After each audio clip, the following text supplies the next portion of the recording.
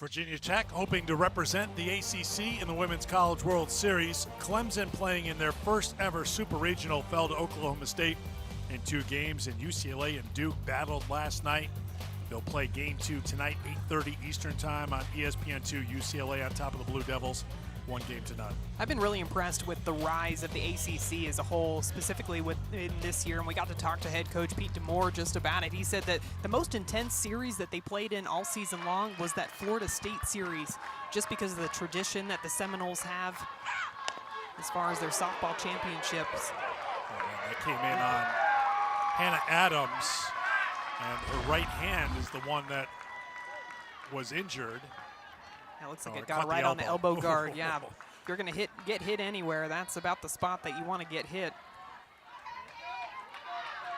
Not the batter that you wanted to let get on base either. Now the Gators find themselves with a runner on board, nobody away. For Wallace, who does have power, 7 home runs, a team that doesn't hit a lot of home runs, just 35 on the season. Strike 1.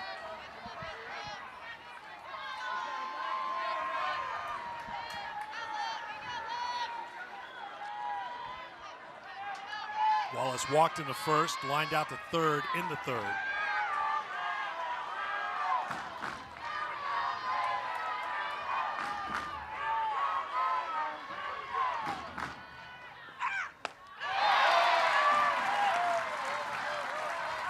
Wallace taking a big cut at that one.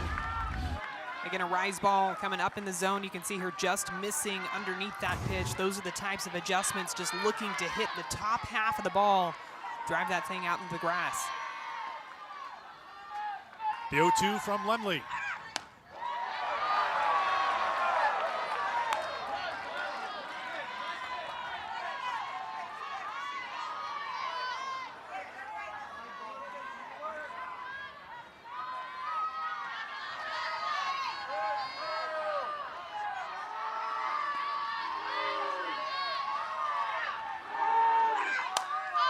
Out of play.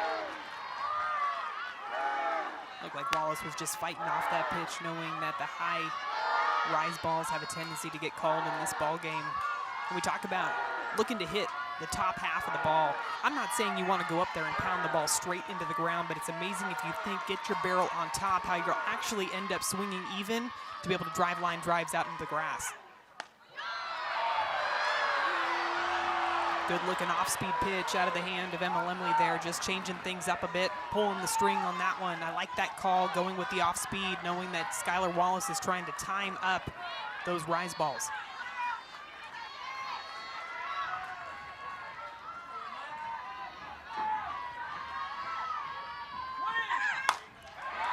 Hit well to center field, moving back is Trull, looking up, and it's off the very top of the wall. Being waved around is Adams, now held at third base at the last second by Walton. Skylar Wallace came within inches of putting Florida on top. It's all about anticipating what pitch you're going to see next. Emma Lemley throws a changeup for a ball. She's not typically the pitcher that's going to come in with back-to-back changeups, so Skylar Wallace hits something hard, drives that one off the very top of the center field wall, and a great play by Darby Troll out in center field to turn around and get that thing into the infield in a hurry to prevent Hannah Adams from scoring all the way from first base.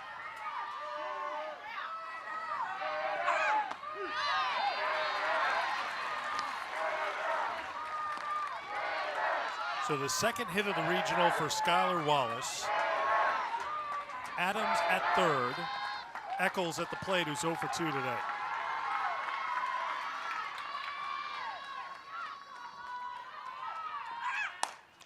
This is sent out to center field, moving back and over the head of Trull. Adams scores. Wallace waved around. She'll score. The Gators back in front here in Blacksburg.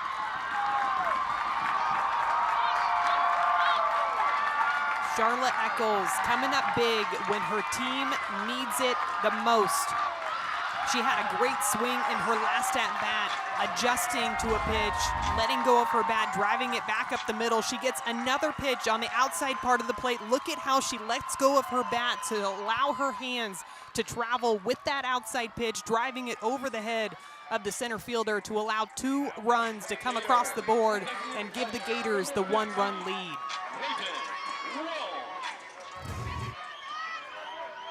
Here's Reagan Walsh, who's 1 for 2. Great response by the Gators. Started with Adams being hit by a pitch, and Walsh is hit by a pitch.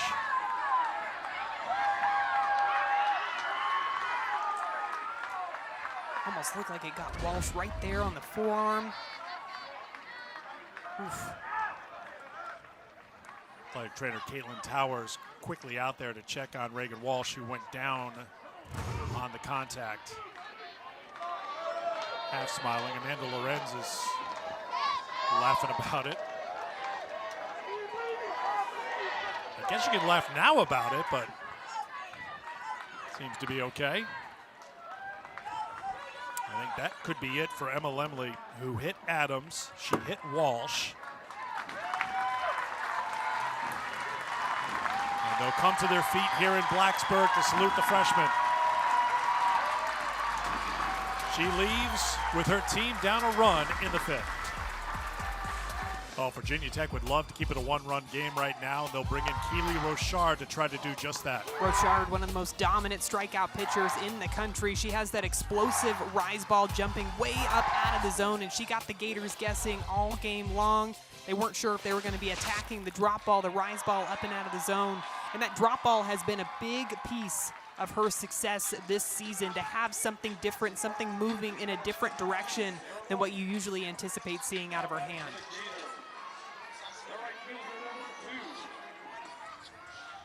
Rochard went the distance in game 1. She retired 11 in a row to end the game, including all 9 she faced today when the game resumed. Again, we had a suspended game 1 that was resumed at 10 a.m. Eastern time this morning.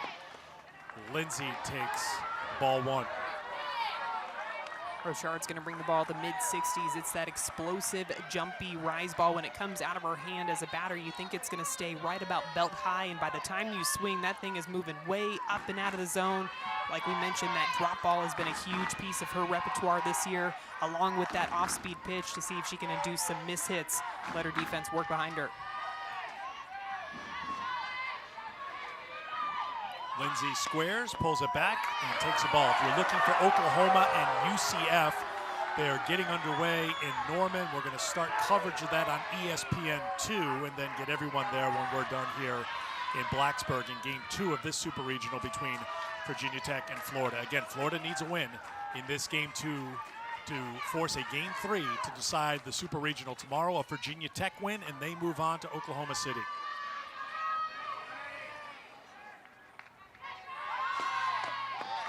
Lindsay takes ball 3. Rochard just trying to establish that lower part of the zone, working both a drop ball and a couple rise balls in this at-bat, just seeing how low in the zone she can get those called. We've seen it throughout this ball game. That low piece is not being called for a strike, but he likes the ones up in the zone.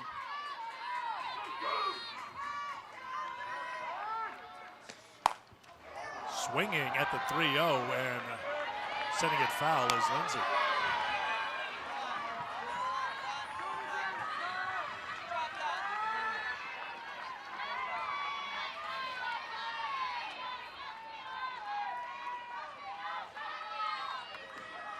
Thirty-ninth appearance this year for Keely Rochard. Lindsay bunts it foul, and it's now 3-2. Gators looking to play a little bit of small ball here in this at-bat, trying to lay down a bunt. Lindsay not able to successfully do that. So here's a key for her to try to have a productive out, try to have a productive at-bat, advance those runners another 60 feet.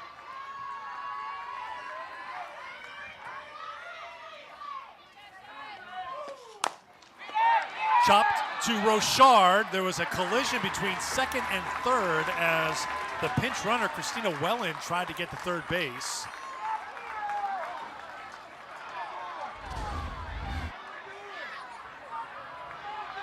Yeah, definitely a collision over there.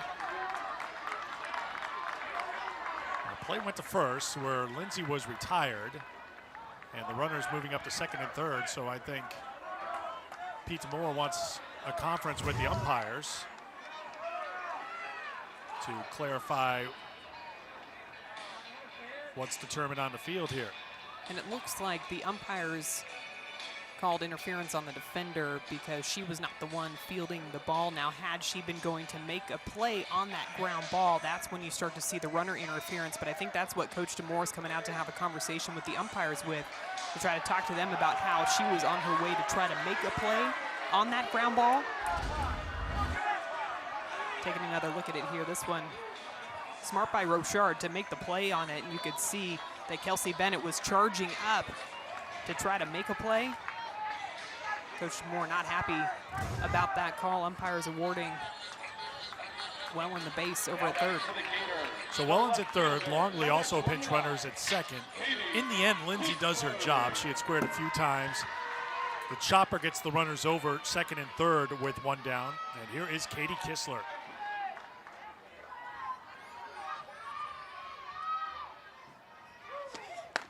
Kistler takes strike one. 1 for 2 today, 2 for 4 in the Super.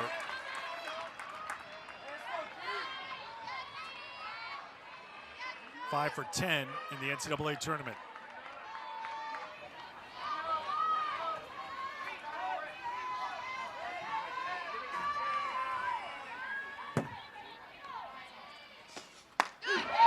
Rochard is ahead, 0-2.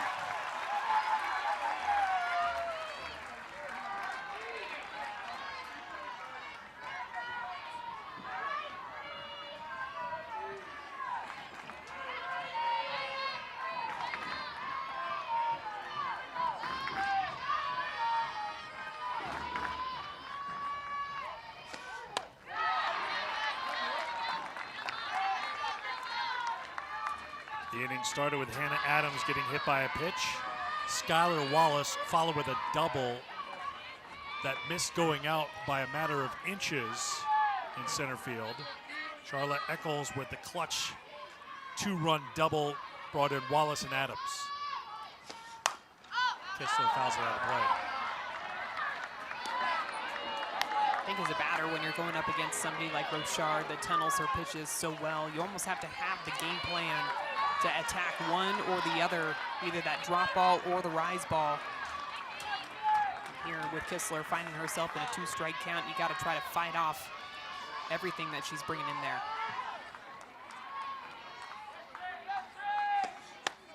Kistler lays off. The count evens up at 2-2. It's a good hold there, and you can just tell by the takes that Katie Kistler is taking on those rise balls just how much jump it has. By where it ends up, almost over the head of Kistler, you'd imagine that straight out of her hand, you're going to think that's a ball all the way, but that just speaks to how much spin and how much movement the rise balls have coming out of Keely Rochard's hand.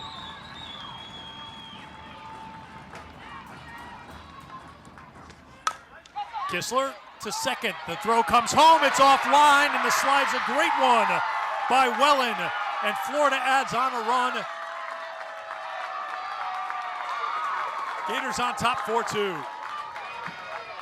Kistler just putting the ball in play, making things happen. It looked like Cameron Fagan was going to have a good beat on this one, but an even better jump by Welland over at third base, taking off immediately. As soon as she saw contact, she was taking off.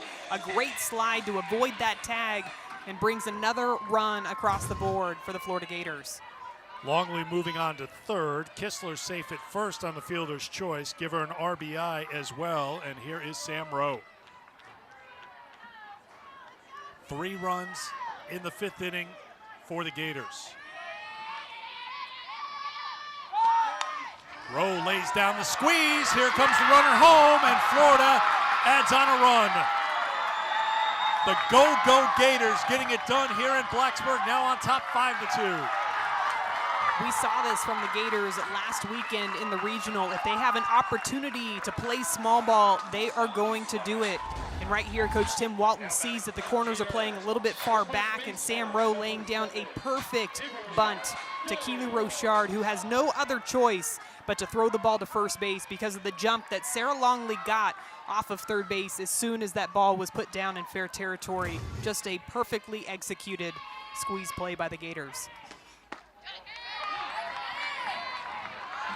Ball one to Gels, the number 9 hitter. 8 have come to the plate for the Gators here in the 5th.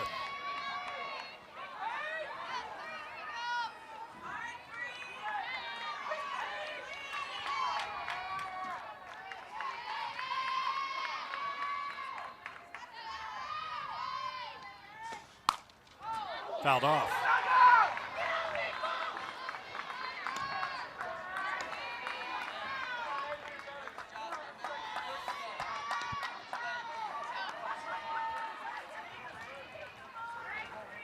Gels over 2, popped out to first in the 2nd, flied out to left in the 4th.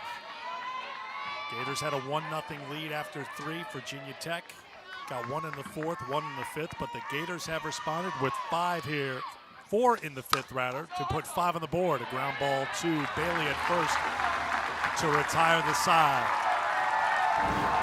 It was Charlotte Eccles in the middle of this Gators lineup that came through with the big blow, driving this one opposite field out to the left center gap, and the Gators up 3-2 as we head to the top of the 6th inning. Eccles at the plate with that 2-run double. And a pinch runner came in, Christina Wellen, she scored. 4 runs in the inning for Florida. On top 5-2 as we head to the bottom half of the 6th inning, a must-win for the Gators to force a final Game 3 tomorrow.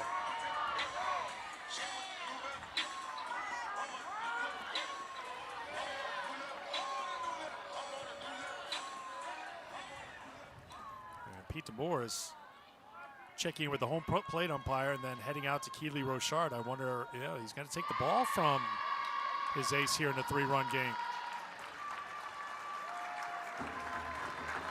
So Keely Rochard comes out after pitching here in Game 2. We'll tell you about the next new Hokie pitcher next.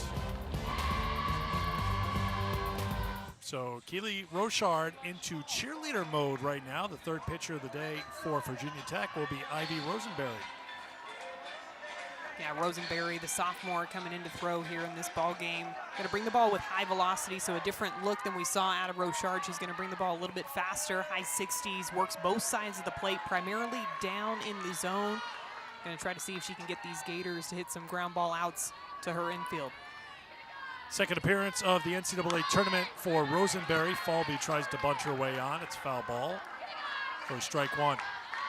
So it's interesting, 3-run game. They bring in Rosenberry, who has not pitched a ton this year, but can you look at this in some ways and having an eye on tomorrow in a deciding Game 3 and having Rochard as ready as possible for that game? That's my guess for this pitching change, is kind of looking ahead a little bit.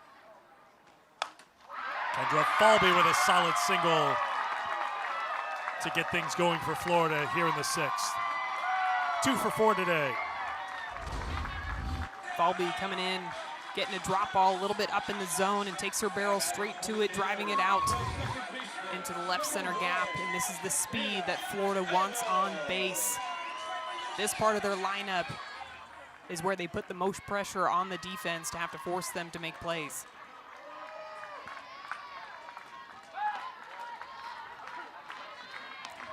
Going back to Rochard and the pitching change too, I think a lot of it has to do with the fact that Florida's got that 3-run lead. I think maybe if this game were a little bit closer, maybe 1 run or even a tie ball game, I think we'd still see Rochard out there in the circle.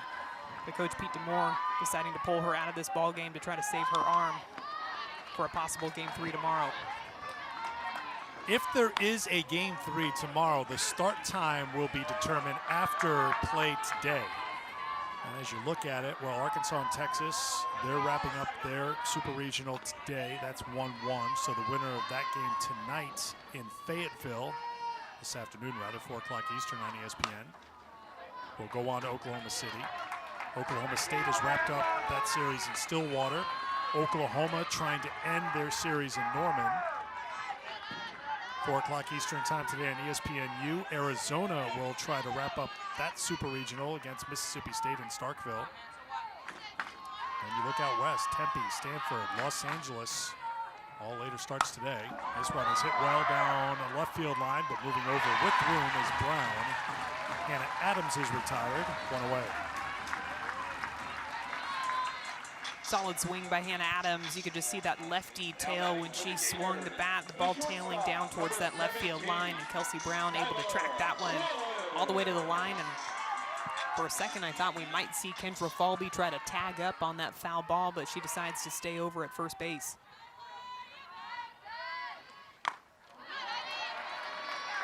Strike one to Skylar Wallace. Wallace walked in the first, lined to third in the third, and then came up with that double off the very top of the wall in center field as part of that big 4-run 5th inning for the Gators. An elimination game for Florida, and 3 outs away from forcing a final Game 3 of this Super Regional tomorrow.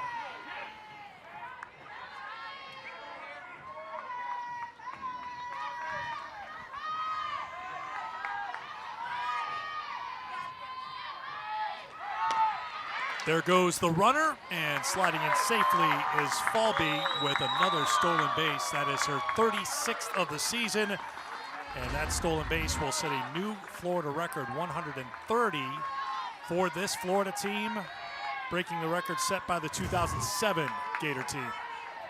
Falby, no hesitation, coming off of first base. She was going all the way. An impressive 130 stolen bases for the Gators this year. There's a little bloop out to left center field, and it gets down. Falby being waved around, and that speed is going to come in handy for the Gators. She'll score from second on the bloop, and Florida adds to their lead. They're on top by 4. Just a prime example of how much of a difference having that speed makes in this inning. Because Kendra Falby was able to advance over to second base, she's able to score on this bloop single out to center field. Darby Troll trying to make a diving effort on that, but as soon as she dove, as soon as she left her feet, Kendra Falby took that as an opportunity to go ahead and come all the way around to score, because she knew that Kelsey Brown was going to be the one picking up the ball in center field. And that's a long throw to get the speedy Falby. Eccles grabbed by Bailey, who makes the dive to stop the grounder, and then the dive to get the out at first. Moving on to third is Wallace after the Wallace RBI double. 2 down. I think Jamie Bailey is a professional at making these stops and then diving into first base. We saw her do it last weekend in the regional, and then again here, snagging that one straight out of the 3-4 hole and immediately turning over and tagging first base. A really nice play by Jamie Bailey.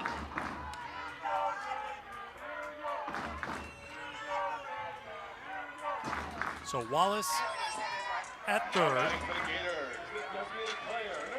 And here's Reagan Walsh. Struck out in the first, singled in the third, was hit by a pitch in the 5th. Longley ran for her and scored in the 5th.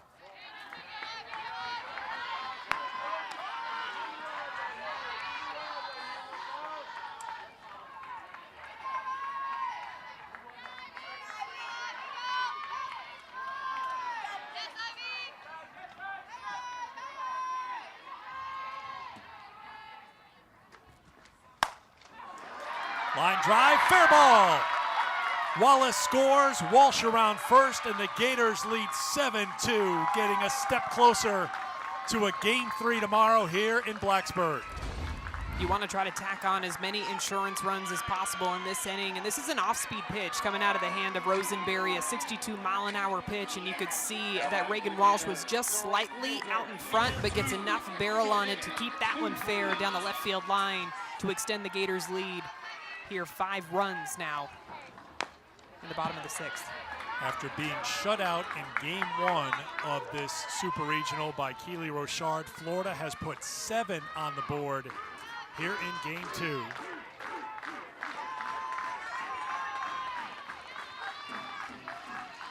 Three outs away from a deciding Game 3 tomorrow.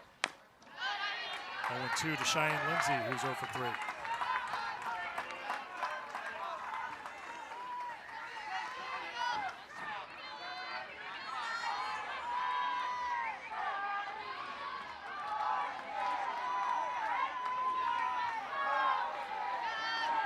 Falby started the inning with a single, stole second, scored on the bloop double by Wallace, Wallace came home on the Walsh single. That's just what Florida does. They keep the pressure on. Whether it's stealing a base, a squeeze bunt, stringing together some hits. It's not the long ball. It's just that constant keep the line moving that Tim Walton's team has done when they've been successful this year. That's how they've won games.